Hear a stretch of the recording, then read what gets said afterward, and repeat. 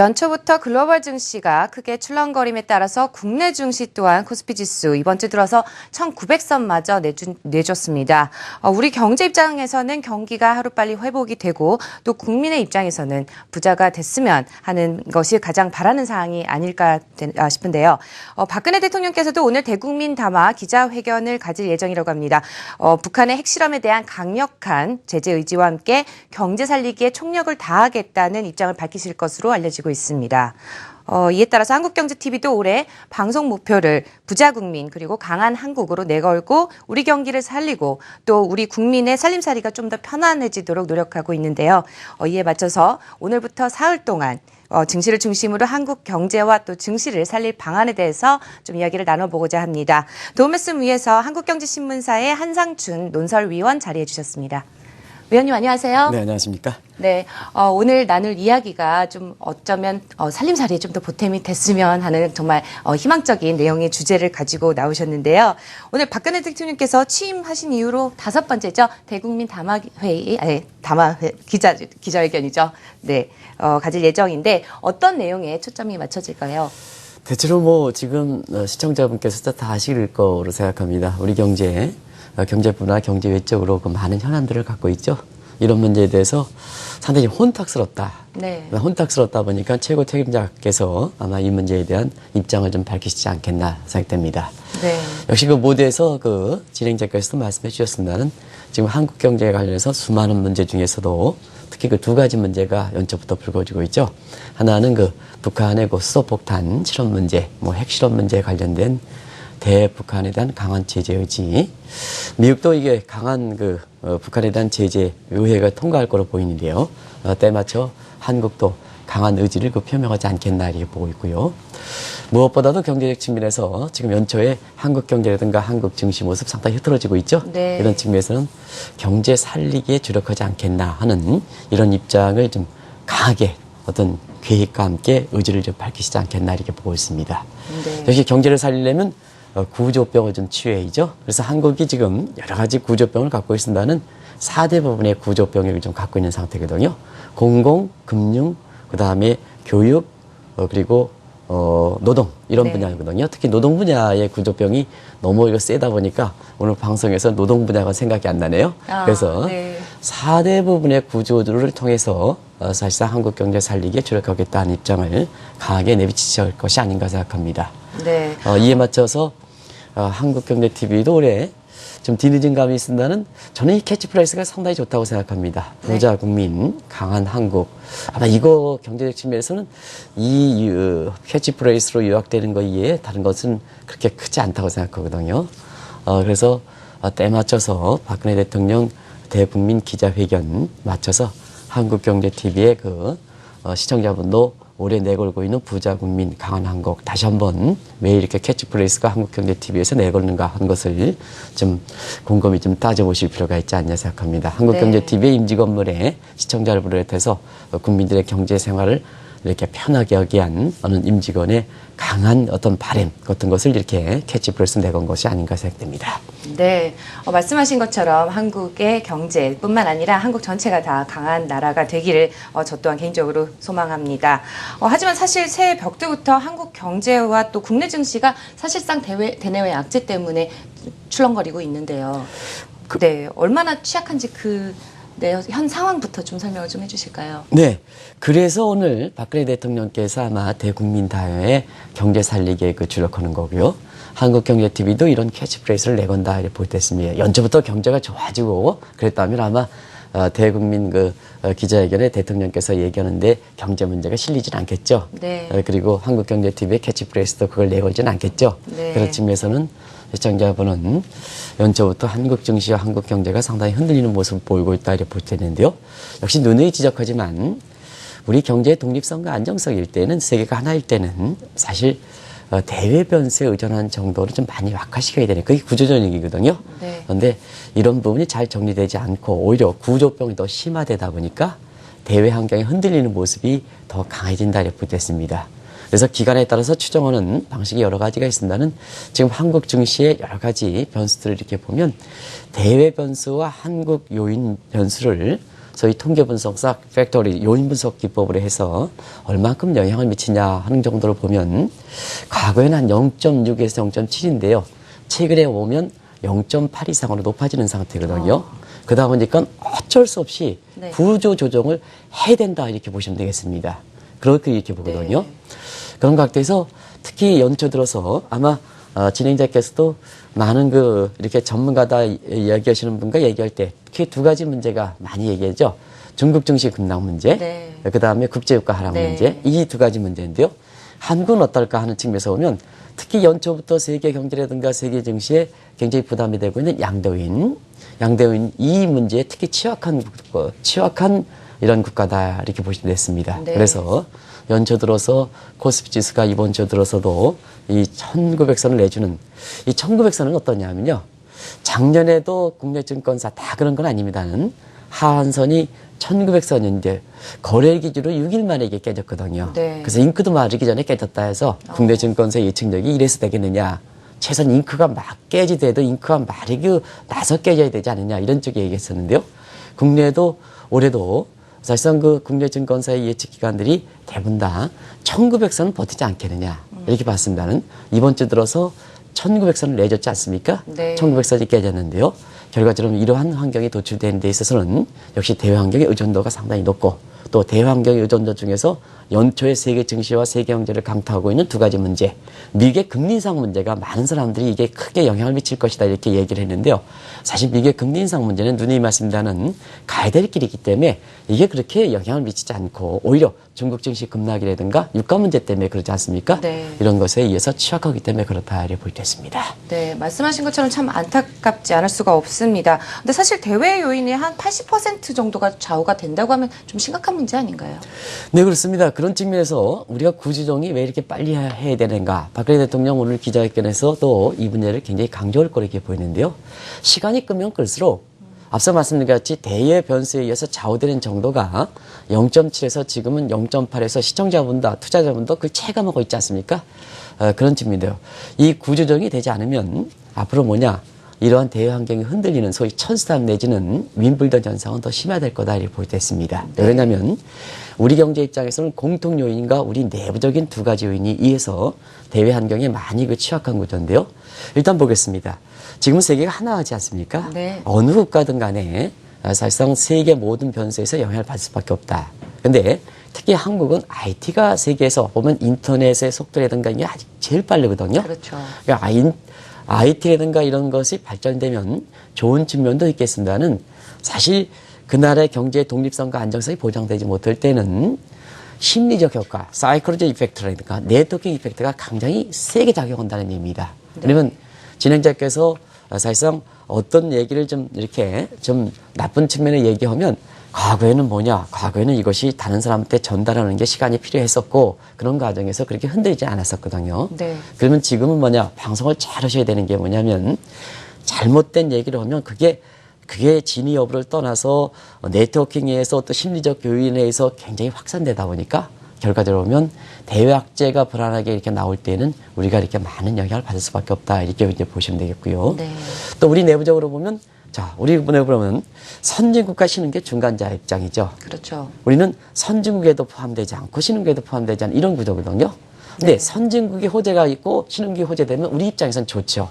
근데 우리 입장에서 좋은 건데 좋긴 하더라도 경제 여건에 비해서 주가가 많이 올라간다든가 부동산이 거품이 발생하고 그다음에 최근처럼 선진국도 안 좋고 그다음에 신흥국도 안 좋으면 우리는 중간에 샌드위치적인 입장이기 때문에 이게 악재가 아주 집중해서 나온다는 얘기입니다. 그렇기 때문에 그걸 버틸 수 있는 힘이 있어야 되는 게 뭐냐면 사실 우리의 구조조라든가 이런 것이 잘 돼서 우리 경제의 독립성과 안정성이 잘 보장돼야 되는 이런 측면이거든요. 이게 보장되지 않을 때는 앞서 말씀드린 같이 대변수에 의해서 영향 정도, 소위 상관계수가 갈수록 높아지는 이러한 상황이 벌어진다 이렇게 볼 때 있습니다. 네. 월요일 날 말씀해 주신 것처럼 기초 체력이 좀 탄탄해야 된다는 네, 말씀이신 것 그렇습니다. 같은데요. 그런 측면이 이제 구조조정이다 이렇게 볼 때 있습니다. 네. 또 기초 체력이라고 하면 또 가계 쪽 문제를 좀 짚어보지 않을 수가 없는데 사실 가계 부채의 위험 수위가 굉장히 좀 높아지고 있고 또 해외에서도 국내를 바라볼 때 한국을 바라볼 때 조금 심각한 상황이라고 바라보고 있다고 하는데 의원님 생각은 어떠신가요? 네, 연초부터 사실 우리 경제 현안을 얘기할 때 아마 대통령께서는 이 문제를 좀 이렇게 언급하지는 않으실 것 같습니다. 가계부채 문제이기 때문에 모르겠습니다. 오늘 가계부채 문제가 연초 들어서 한국 경제 해외 시각을 하고 또 외국인들이 한국에서 좀 떠나갈 때 미국의 금리 인상 요인이라든가 아니면 유가 떨어져서 이거 더 큰 요인인데요. 그 중동산 이렇게 투자청 중동 네. 부분의 그 유가를 바탕으로 하는 투자 부분의 마진콜이 발생함에 따라서 한국에서 증시에서 자금 해소하는 이런 요인이 크긴 하지만 그러나 한국 내부적으로 보면 외국인이 떠나가는 데는 가계부채 문제를 가장 많이 꼽거든요. 지금 우리나라의 가계부채는 어떠냐 하는 측면에서 보면 절대 규모로서는 한 1200조가 넘는 상태고요. 진행자께서는 집이 부자신가 보죠? 제가 놀라지 근데 왜 않아서. 가계부채가 한 1200조 되면 네. 굉장히 좀 다들 놀라셔야 되는데요. 그러면 다른 국가 비교해서 하면 아마 진행자께서 놀라시지 않겠냐 생각하는데요. 네. 지금 우리나라 GDP 대비해서 가계부채는 개념 정도에 따라서 좀 이렇게 여러 사람의 평가 기준이 달라서 그 일률적 수치가 나오지 않습니다는 미국 기준으로 보면 한 160% 정도 나오거든요. 그럼 이것이 2008년에 서프라임 모기정 당시에 미국보다 더 높던 상황입니다. 그러다 보니까 자연스럽게 파이낸셜 타임스를 비롯한 세계적인 그 경제 전문지뿐만 아니라 네. 무디스라든가 S&P 같은 한국의 해외 시각을 결정하는 이러한 세계 3대 평가사도 일제히 한국 경제 당면한 문제 중에서 가계부채 문제를 가장 많이 꼽는 상태거든요. 근데 우리 국민들 보면 아직도 가계부채가 늘어난다 이런 얘기를 하죠. 그렇죠. 그죠? 네. 근데 왜 그럴까 하는 측면에서 보면 요 뎁 디플레이션 신드롬, 소위 빚을 그렇게 위기적으로 생각하지 않는다는 의미입니다. 왜 그럴까 하는 측면에서는 아직도 금리가 싸다. 네. 그 정부에서는 부동산 경기를 부추기 위해서 좀 빚에 대해서 국민들에 대해 홍보를 하지 않는 측면이 있습니다. 네. 근데 이런 상태에서 어떠냐? 사실 미국의 금리 올라감에 따라서 부동산 가격이 떨어지고 또 부동산이 앞으로 올라간다 하는 측면이 2018 19 절벽에 따라서 기대력이 약화되면 이때는 뭐냐? 걷잡을 수 없는 환경이 된다. 왜냐? 경기 침체 과정에서 소득이 늘어나지 않은 상태에서 요 빚이 현실적으로 그동안 착각했던 빚이 빚다운 것이 착각했던 빚다운 것이 안 했던 것이 현실적으로 돌아간다는 얘기거든요. 네. 그럼 어떠냐? 빚이 확 닥친다는 얘기입니다. 그렇죠. 빚이 확 닥치면 어떠냐? 어느 측면에서 보면 결국 소비 절벽으로 온다는 얘기거든요. 소위 consumption creep해서 네. WC라는 표현을 한국에 쓰는데요. 이게 문제다 하는 측면을 얘기하는데요. 그게 소비 절벽 얘기입니다. 네. 이 소비 절벽에 오면 한국에서 GDP에서 약 5% 정도 기여하는 것이 민간 소비인데요. 이 소비 절벽에 오면 한국 경제가 이렇게 앞으로 성장하는 데 있어서는 상당히 한계를 맞는 거 아니겠습니까? 그렇게 되겠네요. 그래서 우리 경제 경착륙 문제라든가 중진국 함정 문제라든가 최근에 위기 발생 여부와 관계없이 각종 위기설이 나도는 그런 배경이 되고 있다. 이렇게 보시면 되겠습니다. 아마 대통령께서도 오늘 기자회견 내견이 아마 대충 이렇게 다 확정되어 있으실 거로 생각하는데요. 만약에 이것을 담지 않다면 해외에서 보면 이 문제가 가장 크게 지적하는 사항이기 때문에 최고 책임자 입장께서도 이런 문제에 대해서 좀 강한 의지를 좀 비치셔야 되지 않느냐 하는 개인적 생각입니다. 네. 말씀하신 것처럼 아무래도 이제 박근혜 대통령께서도 대국민 담화 기자회견에서 경제 살리기에 총력을 다한다라는 선언을 하실 예정이라고 알려져 있고요. 사실 또 성장률은 어떤지 이 부분도 좀 같이 짚어주실까요? 네, 대국민 담화에서 경제 살리기에 나설 수밖에 없는 환경이 되죠. 네. 왜 그러냐면 지금 우리 성장률적인 측면은 지금 진행자께서 잘 지적해 주셨습니다. 성장률적인 측면에서는 지난해 한 2.5에서 2.7% 정도 이렇게 보고 있거든요. 네. 그러면 한국은행에서 잠재 성장률이 많이 떨어졌다 해서 최근에 발표된 잠재 성장률이 3.1 정도로 이렇게 나오고 있거든요. 그러면 우리 능력 가능한 성장률이 3.1이라는 얘기입니다. 근데 실제로 이것을 활용하는 정도가 지금 2.에서 2.7%다. 네. 그럼 진행자의 기초 체력이 지금 3.1%인데 다 쓰지 못하고 지금 2.5, 2.7% 정도뿐이 못 쓴다. 네. 자, 그러면 기초 체력에 비해서 지금 활용하는 정도를 뺀 게 보통 그것이 오쿤의 룰에 의해서 보통 GDP 갭이라는 표현을 쓰거든요. 네. 요 GDP 갭이 마이너스 날 땐 디플레 갭이다. 플러스는 인플레 갭이다. 이런 표현을 쓰거든요. 네. 그런 측면에서 보면 가장 중요한 종합적인 지표는 우리 성장률 보면 지금 한국의 잠재 성장률 추정치를 감안한다면 0.1에서 0.4 정도의 마이너스 디플레 갭이 발생하는 상태거든요. 그런 측면에서는 지금 국민들이 있잖아요. 이런 지표상으로 이렇게 디플레 갭이 발생하면 가장 한 게 물가가 어떻게 받쳐주느냐 안 받쳐주느냐 이 문제가 중요합니다. 물가가 어느 정도 좀 이렇게 받쳐주면 디플레 갭이 발생하더라도 국민들이 지표 경기와 체감 경기 안에 괴리 현상을 그렇게 크게 느끼지 않는데요. 물가마저도 지금 0%거든요. 네. 자, 디플레 갭이 발생하면서 물가가 종합적인 활용 지표인데 이것도 마저 0%니까 국민의 체감 경기가 아주 지금 안 좋은 상황이죠. 네. 아주 안 좋은 상황이죠. 더더구나 사실 한 가정 입장에서는 지금 지난주에서 결혼을 안 하셨습니다는 우리 것처럼 결혼한 사람 입장에서는 가장 가게 이렇게 그래서 가장 스트레스 부분이 내 자녀가 지금 취업했느냐 안 했느냐 이 문제. 네. 우리들보다도 우리가 어려운 것은 버틸 수 있어도 기성 세대는 이렇게 지나간다 하더라도 지금 내 가정에서 예를 들어서 한두 명의 이런 사람들이 취업을 못하고 있다면 가장 스트레스 하지 않습니까? 그렇죠. 그런 측면에서는 우리 경제 고용 문제에서 청년 실업 문제가 지금 가장 현안이지 않습니까? 맞습니다. 제가 이전에 한국경제 TV를 통해서 4대 절벽 얘기하는데요. 어떤 명문대 학생이 이렇게 논설위원께서 이렇게 4대 부분의 절벽 얘기하는데 왜 취업 절벽은 얘기하지 않습니까? 아하. 현실적으로 우리의 얘기를 좀 하지 않습니까? 이렇게 해서 취업 절벽이 나온 그게 지금 가계에선 가장 스트레스 부분이거든요. 그것도 지금 가장 심각한 문제가 아니겠습니까? 네. 그러다 보니까 자연스럽게 박근혜 정부에 대한 어떤 경제 분야의 평가가 안 좋을 수밖에 없다 이렇게 볼 때 있습니다. 그래서 집권 마지막 부분에서는 국민의 살림살이가 표현이 되거든요. 왜 한국경제TV에서 부자 국민 강한 한국을 얘기했을까? 집권 후반기에는요. 국민의 살림살이가 편해야지 종합적으로 레인더 현상을 좀 막을 수 있고 국민들 입장에서는 경제를 할 수 있는 마지막 부분까지 끌어갈 수 있는 부분이 되는 부분이거든요. 근데 자 지금 박근혜 정부의 평가에선 여러 가지 부분 중에서는 가장 좋은 안 좋은 평가를 받을 부분이 결과적으로 보면 경제 부분이 가장 취약하니까 경우에 따라서는 레임덕 현상이 의외로 좀 빨리 올 수가 있다는 부분이거든요. 그럼 네. 대통령께서 어떻게 하냐? 기자회견에서 당연히 경제 살리기에 나설 수밖에 없는 거 아니겠습니까? 그렇죠. 그리고 책임 있는 방송일수록 국민의 경제 생활 편리하게 할수록 임직원의 그런 부분에 생각해서 그런 분의 캐치프레이스를 해서 국민들을 좀 이끌게 하는 것이 자 대통령의 캐치프레이스를 같이 이렇게 맞물려서 정책적으로 협조하는 거고 국민들 입장에서는 가장 중요한 문제를 풀어준다는 의미입니다. 그런 측면에서 바라봐야 되거든요. 네. 그래서 왜 대국민 담화에 경제 살리기에 총력을 다할까 또 국민들의 담화를 발표할 만큼 협조를 구할까 하는 이 측면도 시청자분 또 국민들께서 곰곰이 좀 생각해 보실 대목이지 않냐 생각됩니다. 네, 말씀해 주신 것처럼 밑바탕이라고 할 수 있는 이제 경제가 좀 안 좋다 보니까 국내 증시가 외국인에 의해서 좌우되는 그 강도가 점점 더 이제 심해지고 있는데요. 이에 따른 이제 좀 부작용도 굉장히 좀 더 커질 것 같습니다. 네. 지금 이제 이 방송이 증권에 초점을 맞춰서 이렇게 하지 않습니까? 그런 측면에서는 왜 우리가 경제 살리기에 나설까 하는 측면에서 보면 지금은 외국 비중이 떨어지는 상태거든요. 외국인이 떠나가니까. 네.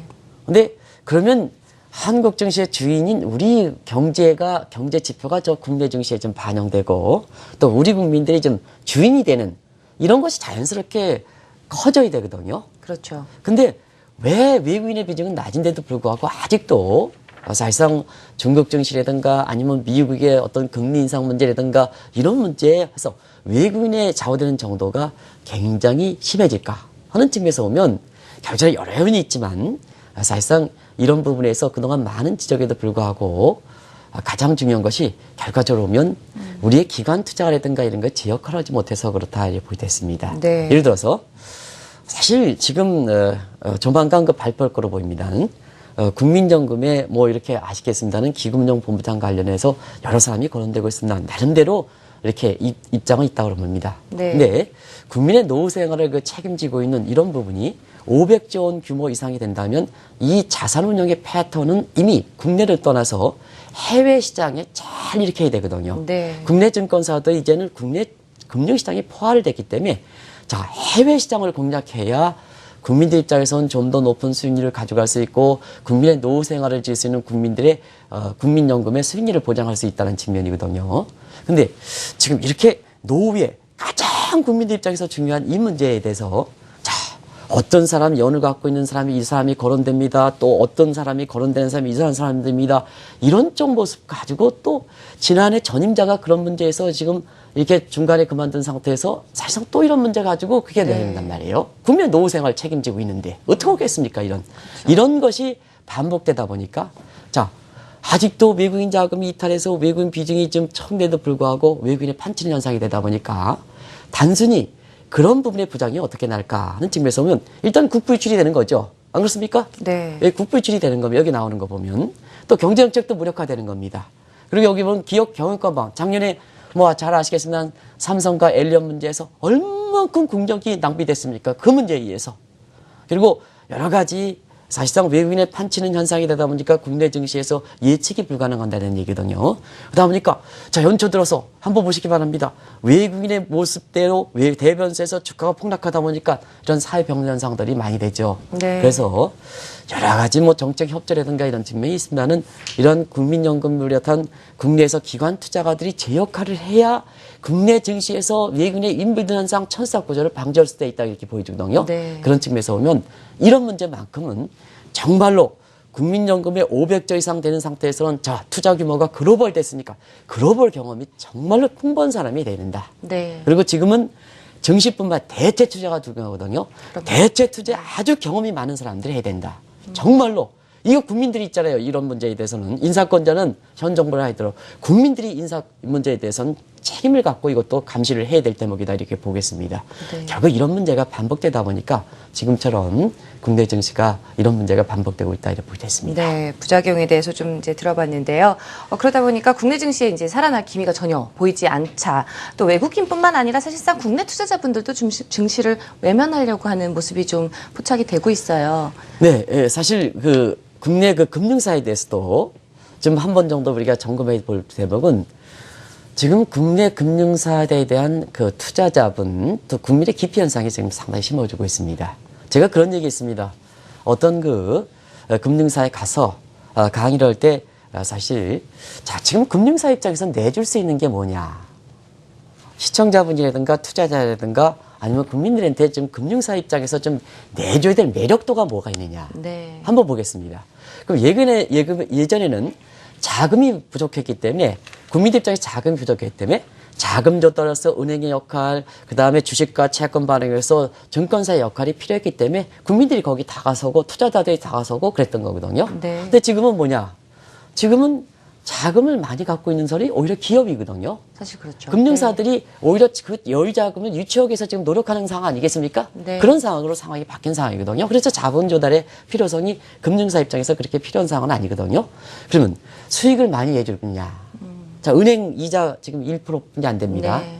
지금 1억 넣어봐야 연간으로 연간으로 한 110만 원, 120만 원 정도? 그러면 뭐냐? 월별로 보면 12개월 나누면 10만 원 정도입니다. 그럼 진행자께서 한국경제TV를 때 열심히 돈 벌어가지고 1억을 모았다. 큰 자금 아니겠습니까? 네. 은행에 넣을 때는 월에 이자를 10만 원뿐이 안 받습니다. 돈값 적죠? 네. 그렇거든요. 그렇다고 해서 증권사라든가 금융상품의 수익이 좋으냐? 안 좋거든요. 자, 내줄 게 없다. 수익이 내줄 게 없다. 그러면 금융사 직원들은 금융 지식을 많이 갖고 있느냐? 하면 금융사 직원들이 주식을 많이 갖고 있다. 이 얘기는 안 하겠습니다. 근데 자, 지금 인터넷 시대라든가 뭔가에서 미국에서 하버드에 공부하지 않더라도 지금 인터넷에서 미국의 하버드 강의까지 또 한국경제TV를 통해서 매일 새벽에 2시에 일어나서 여러분한테 가장 먼저 이런 지식들을 전해주거든요. 그러다 보니까 공식적인 학교에서 공부를 하는 여부를 관계없이 사실 투자자분이 국민들이 굉장히 금융 지식에 대해서 굉장히 똑똑한 상황이거든요. 네. 그런 상황이거든요. 그러다 보니까 뭐냐 지금 자본의 조달로서 필요성이 없어. 수익도 내주지 못해. 금융사 직원들도 사실 월동의 지식을 못해. 자, 그러다 보니까 어떤 현상이 되느냐 하면 이와 같은 형태에서 금융사를 외면하게 되는 이런 모습이 된다는 얘기거든요. 그걸 보통 금융의 노마드 현상이 나오죠. 금융의 네. 노마드. 지금 투자자들이 금융을 기관을 떠나서 방황하고 있다. 지금 요거 제가 말씀드리면 아주 절실하게 느끼시는 대목입니다. 그리고 지금은 갈수록 금융부문이 샤링 퀴즈, 네. 위축 현상이 발생하거든요. 그러다 보니까 자연스럽게 금융사의 인력들이 남아돈다는 얘기입니다. 금융사 인력이 남아도니까 결과적으로 보면 구조조정 되고 금융사에 돈을 맡기지 못하니까 지금 5만 원과 같은 이런 현금이 아예 내가 당신한테 맡기는 것보다는 내 네. 벽장 속에 갖고 있지 원금은 보장되고 있지 않습니까? 그런 측면의 현상이 발생하고 있다. 네. 이것이 한국 경제를 살리고 한국 증시를 살리고 투자자를 다시 금융사에 이렇게 올 때는 이런 문제를 풀어야 된다. 이렇게 보시면 되겠습니다. 네, 하루빨리 또 국내 투자자분들의 발길이 좀 돌아올 수 있는 대책이 좀 마련이 좀 필요할 것 같은데요. 좀 간략하게 대책에 대해서 좀 정리를 해주신다면요. 네, 대책 부분에 대해서 이제 시리즈를 한 번 3번 정도 하니까 낮은 부분에 이제 말씀드리는데요. 아, 네. 지금 부분은 가장 중요한 것이 대통령도 대국민 담화를 하고 또 방송사에서도 부자 국민 강한 한국 캐치프레이즈 내걸고 있는 이런 상황에서 지금은 너나 나나 이렇게 누구든 다 책임이 있습니다. 저도 물론 다 책임이 있고 그렇습니다. 근데 한 가지만 말씀드릴게요. 경제를 많이 안다는 사람일수록 대안은 제시하지 않고 자꾸 문제가 어려운 것을 자꾸만 지적하는데 짜증나는 겁니다. 네. 국민들 다 아십니다, 지금. 제발 여기에 경제 전문가라 얘기하는 뭐는 그래도 나름대로의 좀 이렇게 해안을 들어볼 수 있는 이런 사람들이 나오면 대안을 제시 않고 자꾸 우리 경제 어렵다는 얘기만 하거든요. 그래서 이 어렵다는 얘기를 제발 하지 마십시오. 어렵다는 얘기 제발 하지 마십시오. 대안을 제시하지 못하면 하지 마시기 바랍니다. 두 번째는 네. 지금은 뭐냐면 이런 때일수록 왜 대국민 담화합니까? 국민들 전부 경제 살리기에 나서자. 경제 주체를 누구를 탓하지 말자. 자, 정치권과 정책당국자와 국회의원들, 특히 국회의원분들, 그리고 국민들 누구 탓하지 말고 지금 한국 경제가 이런 상황이니까 모두가 나서자. 지금 대승적 차원에서 나의 이익적인 정당의 이익 관계없이 뭐냐? 국민의 경제 살리기 나서야 국회의원분들도 4월 총선에 승리할 수 있다. 이렇게 보시면 됐습니다. 지금 뭐냐? 정당의 이익을 해서는 지금 대국민 담화의 기자회견도 의미가 없는 거고 이런 상태에서 보면 자, 대통령께서 이렇게 얘기하면 국민들이 다 협조해서 지금 하는 것이 가장 중요한 대책이다. 한 것을 꼭 말씀드리겠습니다. 탓하지 말자. 지금 원인은 다 한다. 어떻게 해법을 할 것이냐. 해법인데 가장 중요한 해법은 뭐냐. 국민들이 경제 살리기에 나서는 대승적 협조, 갈등 해소하고 소통을 보이는 것이 가장 중요하다. 하는 걸 말씀드립니다. 네.